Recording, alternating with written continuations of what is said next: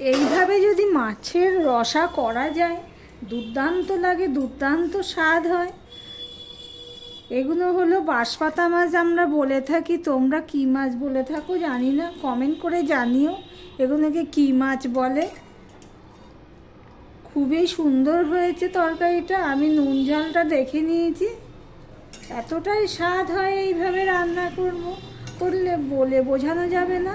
তাহলে ভিডিওটি স্কিপ না করে পুরোটা দেখার অনুরোধ রইল। তাহলে চলো রেসিপিতে যাওয়া যাক। নমস্কার বন্ধুরা, আপনারা দেখছেন কুকিং হাউস অফ অনিমা। এখানে দেখতেই পাচ্ছে মাছ নিয়ে নিয়েছি। এগুলো কী মাছ বলো তো? এগুলো তো আমরা বাঁশপাতা মাছ বলি বা কাজুরি মাছ দোকানে বলে থাকে, কিন্তু আমরা বাঁশপাতা মাছ বলে থাকি। তাহলে এই মাছটা আমি রান্না করব, সেটাই তোমাদের সাথে শেয়ার করব। চলো দেখতে থাকো কিভাবে আমি মাছটা রান্না করছি। মাছটা তো ধুয়ে নিয়েছি, মাছগুলো কেটে দিয়েছে। দেখো পেটটা কতখানি, আর একটু যদি মাথা সমেত থাকতো পুরোটা বোঝা যেত। এবার আমি এখানে নুন হলুদ দিয়ে দিচ্ছি। নুন হলুদটা দিয়ে মাছটা আমি ভালো করে মাখিয়ে নেব। দেখতেই পাচ্ছ, ভিডিওর শুরুতেই একটা লাইক দিয়ে কন্টিনিউ করো বন্ধুরা। এই মাছটা এতটাই সুস্বাদু মাছ, মাছের দামটাও অনেক বেশি। এই দিয়ে মুরগির মাংস হয়ে যায় 1 কিলো, এতটাই দাম নিয়েছে এই কটা মাছে। চলো তো দেখতে থাকো বন্ধুরা আমি কিভাবে মাছটা রান্না করি। দেখো কড়াই বসিয়ে দিয়েছি, মাছটা তো নুন হলুদ দিয়ে মাখিয়ে রেখে এবার মাছের জন্য যা যা লাগবে সেগুলো রেডি করে নিয়েছি। আবার অন্য একটা কাজ ছিল, সেজন্য আরও দেরি হয়ে গেল। এবার দিয়ে দিচ্ছি সর্ষের তেল, দিয়ে দিলাম একটুখানি করে নুন,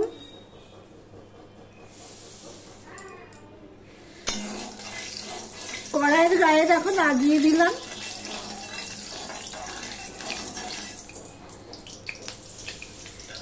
এবার এই মাছগুলোকে আমি হালকা করে ভেজে নেব।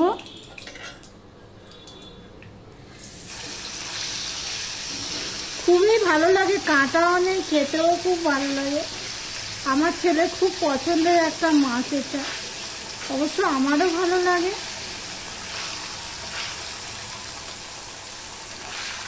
এবারে এইভাবে মাছগুলোকে আমি ভেজে নেব।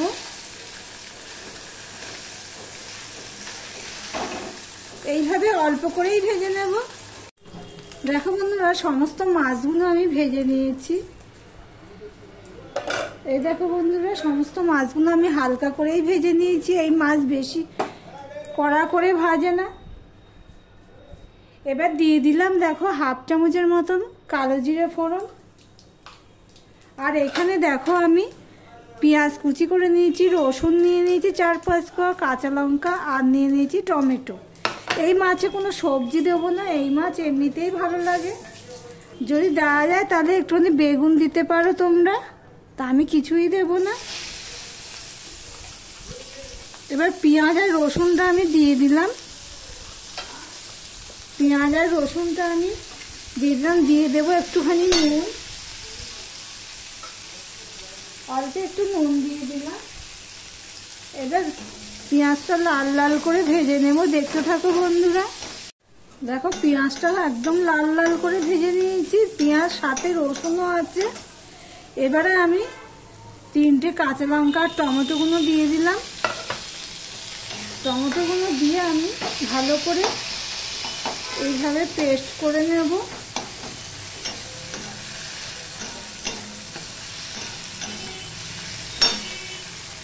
দেখো এখানে আমি কিছু মশলা নিয়ে নিয়েছি। 1/2 চামচ আমি লঙ্কার গুঁড়ো নিই, ঝালটা যার যার স্বাদ অনুযায়ী যাবে। কেননা আমাদের ঝালটা কম খাই, সেই জন্য আমি কম নিয়েছি, কিন্তু এই মাছটা একটু ঝাল হলে খেতে ভালো লাগে। 1/2 চামচ আমি জিরের গুঁড়ো নিয়েছি, হলুদ নিয়েছি 1/2 চামচ, আর 1 চামচ আমি ধনের গুঁড়ো নিয়ে নিয়েছি। দিয়ে দিলাম একটুখানি জল, দিয়ে মশলাটা ভালো করে আমি কষিয়ে নেব। এই পর্যন্ত যারা ভিডিওটি দেখছো লাইক করনি, লাইক করে কন্টিনিউ করো। আর যারা নতুন বন্ধু ভিডিওটি দেখছো এখনো পর্যন্ত সাবস্ক্রাইব করোনি, তাদেরকে বলবো সাবস্ক্রাইব করে পাশে থাকার জন্য। দেখো সম্পূর্ণটা আমি মিশিয়ে নিয়েছি তোমাদের সাথে কথা বলতে বলতে। এবার ঢাকা দিয়ে দিয়ে আমি মশলাটা কষিয়ে নেব, তাতে টমেটোটা গলে যাবে। দেখো বন্ধুরা, সমস্ত টমেটোটা আমি ঢাকা দিয়েছিলাম, পুরো নরম হয়ে গেছে। আর এইভাবে খুন্তির সাহায্যে আমি ওটা পুরো পেস্ট করে দিলাম। আর মশলাটা প্রায় কষানো হয়ে গেছে, তেল ছাড়তে শুরু করেছে। এই অবস্থায় আমি জল দিয়ে দেব।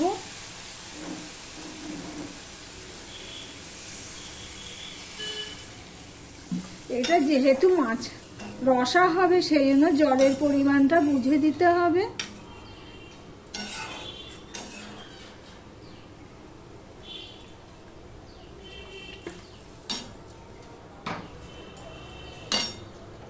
দেখো জলটা আমি এতখানি দিয়েছি। এবার আমি ঝোলটা ফুটে ওঠা পর্যন্ত অপেক্ষা করব। দেখতে থাকো বন্ধুরা।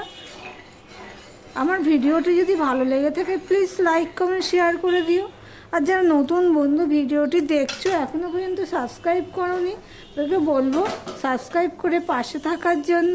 আমি ঢাকা দিয়ে দিলাম যাতে তাড়াতাড়ি করে ফুটে ওঠে। দেখো ঝোলটা ফুটে ওঠার পরে আমি গ্যাসের ফ্লেমটা ছোট করে দিয়েছি। এখানে দেখো 2টো কাঁচা লঙ্কা আমি দিয়ে দিলাম, আর দিয়ে দিলাম মাছগুলো, ভাজা মাছগুলো।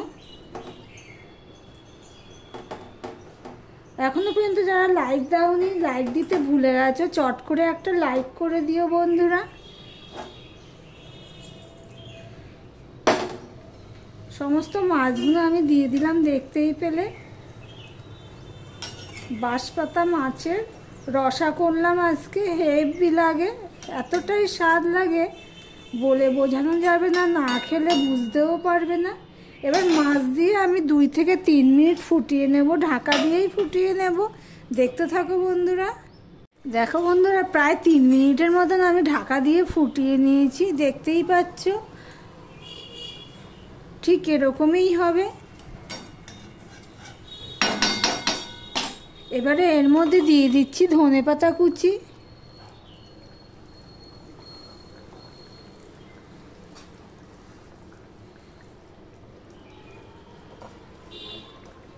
প্লিজ তোমাদের কাছে বানিয়ে খাওয়ার অনুরোধ রইল, এতটাই স্বাদ হয় ঠিক এইভাবে রান্না করলে।